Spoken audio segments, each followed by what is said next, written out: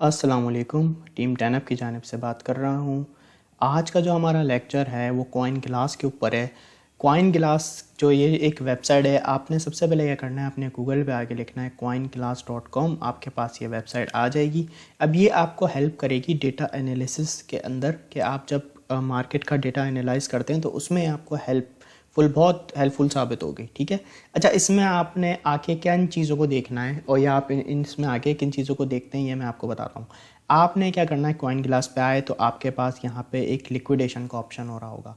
आप इस पर जैसे ही क्लिक करेंगे तो यहाँ पे आपके पास ये जो डेटा आ रहा है ये आपके पास वो आ रहा है कि मार्केट के अंदर किस कॉइन के अंदर कितने पैसों की लिक्विडेशन हुई है। यानी लिक्विडेशन जो लोग फ्यूचर ट्रेडिंग करते हैं उसके अंदर जो लिक्विडेट हो जाते हैं उसका यहाँ पे डेटा आ रहा है। ठीक है। अब यहाँ पे मेरे पास 4 घंटे का डेटा आ रहा है जिसमें आ रहा है कि भाई यहाँ पे BTC के अंदर 9.5 मिलियन की लिक्विडेशन हुई है पिछले 4 घंटे में। इथेरियम में अगर हम यहाँ पे देखें OP में तो OP के अंदर यहाँ पे 653K की लिक्विडेशन हुई है। इथेरियम की अगर हम देखें तो 4 घंटे में 9.72 मिलियन की लिक्विडेशन हुई है।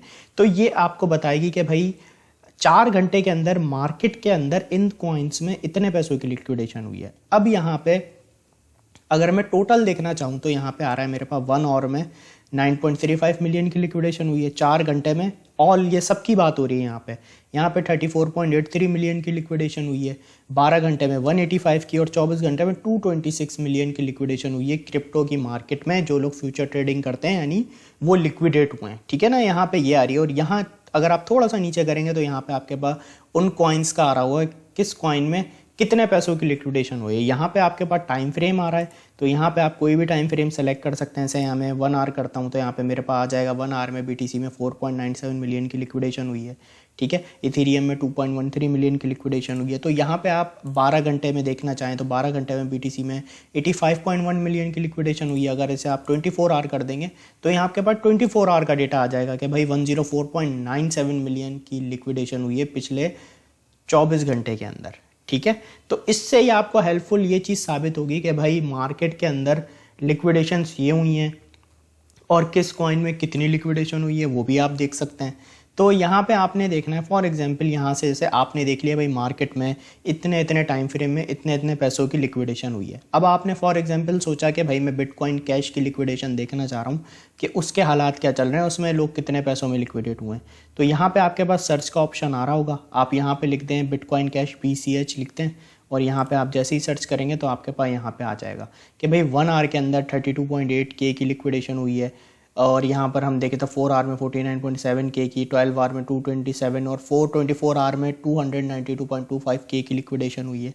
तो इससे आपको एक अंदाज़ा हो जाता है कि आप जिस कॉइन में ट्रेड करने चाह रहे हैं उसमें कितने टाइम फ्रेम में कितने पैसों की लिक्विडेशन हुई। तो आपको एक तरीके से डेटा को आप एनालिसिस कर रहे हैं कि भाई क्या चल रहा है आपके कॉइन में, मार्केट में क्या चल रहा है, किस कॉइन में कितने लोग लिक्विडेट हुए हैं। इस तरह से आप इसके अंदर चीज़ों को देखते हैं। अच्छा, उसके बाद एक अच्छी चीज़ है यहाँ पे लॉन्ग वर्सेस शॉर्ट्स। ठीक है ना, ये मैं आपको इसका कॉन्सेप्ट बताता हूँ।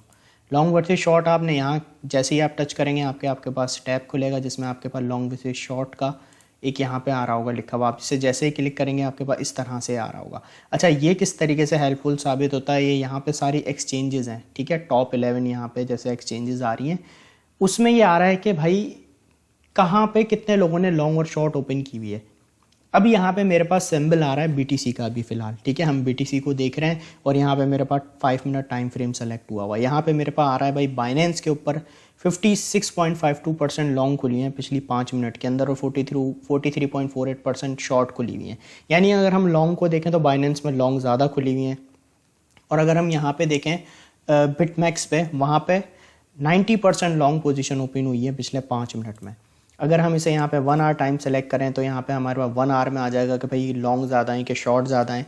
तो इस तरीके से आप अपने डेटा को एनालिसिस कर रहे हैं सारा। यहाँ जिस टाइम फ्रेम में आप करना चाहें, 12 घंटे में करना चाहें तो आपके पास यहाँ पे आ जाएगा कि भाई 12 घंटे में ये सिचुएशन रही है। अब हमने यहाँ पे फॉर एग्जांपल कर दिया 30 मिनट कि भाई 30 मिनट में बताओ क्या सीन है। यहाँ पर अगर हम देखें तो बाइनेंस में 46.72% लॉन्ग है और 53.28% शॉर्ट है। ठीक है, तो यहाँ पर अगर हम देखें तो शॉर्ट थोड़ी सी ज़्यादा ओपन हुई हुई है एज़ कम्पेयर टू लॉन्ग।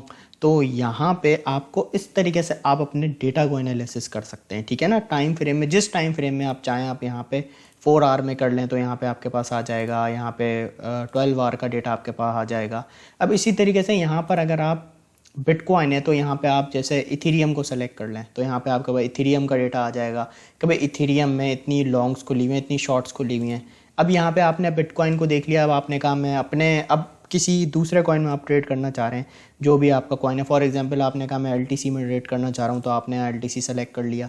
तो यहाँ पे अब आपके पास एलटीसी का डेटा आ गया कि भाई बाइनेंस में जो एलटीसी की पोजीशन है वो 49.55% लॉन्ग खुली हुई है, 50% शॉर्ट खुली हुई है। यहाँ पर अगर आप देखें तो आप क्रैकन पे, एक्सचेंज पे, यहाँ पे एलटीसी के ऊपर 53.94% लॉन्ग खुली हुई है और 46.06% शॉर्ट खुली हुई है। तो आप इस तरीके से अपने डेटा को इसमें एनालिसिस कर सकते हैं, ठीक है। फिर उसके बाद है थर्ड इंपॉर्टेंट चीज़, ऑर्डर बुक, ठीक है। बहुत लोगों से आप लोगों ने सुना होगा ऑर्डर बुक के बारे में, तो इसका मैं आपको कॉन्सेप्ट बताता हूँ। सिंपली क्या है, आपने क्या करना है, ऑर्डर बुक के अंदर आना है, यहाँ पे यूएसडीटी या आपने बीटीसी यूएसडीटी के पेयर में आ जाना है, ठीक है ना।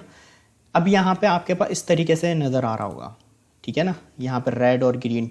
अब यहाँ पे ये रेड वाले जो हैं ये सारे जो है ना यहाँ पे सेलर्स हैं और ये ग्रीन वाले जितने ही आपके पास बायर्स हैं, ठीक है। मैं अब आपको समझाता हूँ। अब यहाँ पे आपने क्या करना है, ये जो है ये बिटकॉइन के बाइंग और सेलिंग के ऑर्डर हैं। मैंने क्योंकि यहाँ पे बिटकॉइन बीटीसी यूएसडीटी की ऑर्डर बुक खोली है तो यहाँ पे मेरे पास सारे बायर्स और सेलर्स के डेटा आ रहा है, ठीक है ना।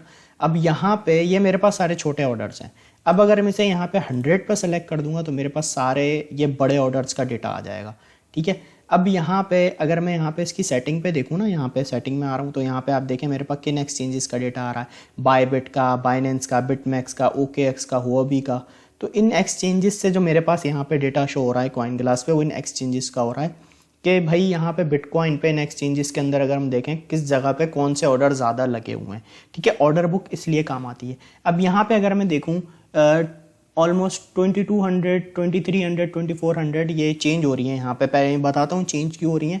अगर हम देखें तो 2200 यहाँ पर 2200 बीटीसी का ऑर्डर लगा हुआ है 25,500, यानी 2200 लोगों ने ऑर्डर अपना सेट किया हुआ है बिटकॉइन के ऊपर कि जब 25,500 बीटीसी का प्राइस आए तो 2200 जो बीटीसी हैं वो बाय हो जाएं, ठीक है।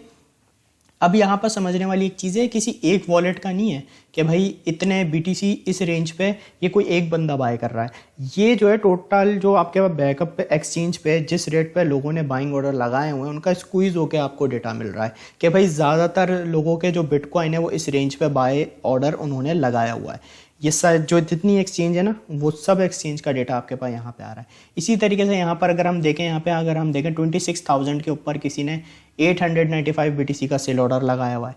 तो अब ये एक बंदे के भी हो सकते हैं या ये लेवल वो है कि भाई इस इन एक्सचेंजेस के ऊपर जो हम अगर स्क्वीज करके डेटा निकालें तो 26,000 के ऊपर अगर हम देखें तो 888 बीटीसी का ऑर्डर लगा हुआ है, ठीक है। तो इस तरीके से हम ऑर्डर बुक को चेक करते हैं कि इससे हमें ये पता चलता है कि भाई कितने बीटीसी किस रेट पे बाइंग या सेलिंग उनकी लगी हुई है।